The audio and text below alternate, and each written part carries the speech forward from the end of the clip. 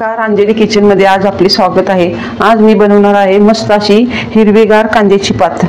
तर त्याचे मी साहित्य घेतले ते तुम्हाला दाखवते। इथे ही ताजी मस्त आपली कांद्याची पात घेतलेली आहे मी, ही बारीक चिरून घेतली आपण मस्त। इथं त्याच्यासाठी हरभऱ्याची डाळ मी भिजवून घेतलेली आहे 3-4 तास। इथं मिरची बारीक चिरून घेतली, लसूण घेतलाय, जिरं घेतलेत, मीठ घेतले आणि तेल लागणार आहे, जास्त काही लागणार नाही आपल्याला। आधीच कढई तापत ठेवलेली आहे, तर आपण ह्यात टाकतो थोडं तेल।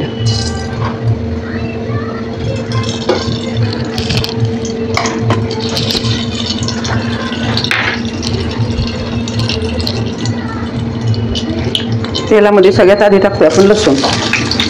लसूण चांगला लाल परतून द्यायचा, त्याशिवाय भाजी आपली चांगली होत नाही।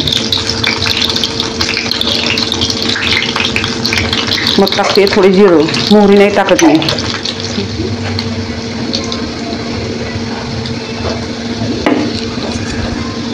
लसूण चांगला लाल झालाय आपला, त्यात टाकू आता ही मिरची वाटली चिरलेली।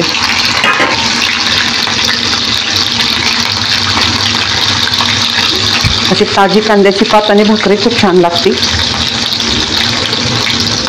आता हे मस्त आपलं परतून झालंय सगळं, बघा चांगलं लाल होऊ द्यायचं लसूण आणि मिरची जिरं वगैरे, आणि त्यात टाकतोय आपण ही मस्त चिरून घेतलेली धुतलेली पात।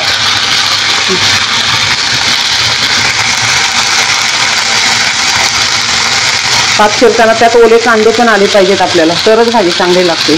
पातीचे कांदे जरूर टाकायचे। आता टाकते मी त्याच्यात ही हरभऱ्याची आपली भिजवलेली डाळ।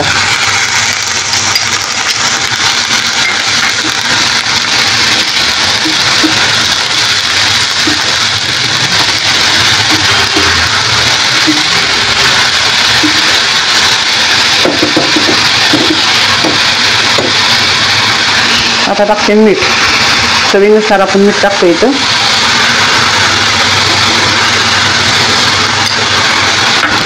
आता छान 10 मिनिटं आपण ही पात शिजून देणार आहे, कारण वेळ लागतो कांद्याची पात शिजायला। आता आपण इथं गॅस बारीक करतोय, जास्त मोठा गॅस ठेवायचा नाही, आणि मस्त अशी झाकण टाकून हिला एक 10 मिनिटं शिजून द्यायची मस्त। आता 10 मिनिटं झालेली आहेत, गॅस बंद केलाय मी। मस्त आपली कांद्याची पात तयार झाली बघा। शिजायला खूप वेळ लागतो, त्यामुळे 10 मिनिटं घेतली इथं, मस्त झाली, कारण डाळ पण टाकलेली असते आपण। खूप छान गावरान कांद्याची पात तयार झाली। 10 मिनिटं जेव्हा आपण पात झाकण टाकून ठेवतो तेव्हा अधूनमधून 1-2 वेळा आपण चेक केलंच जातं, त्याप्रमाणे तुम्ही पण चेक करा। डाळ वगैरे खूप छान शिजली। ह्याच्यात काढून घेऊया भांड्यामध्ये।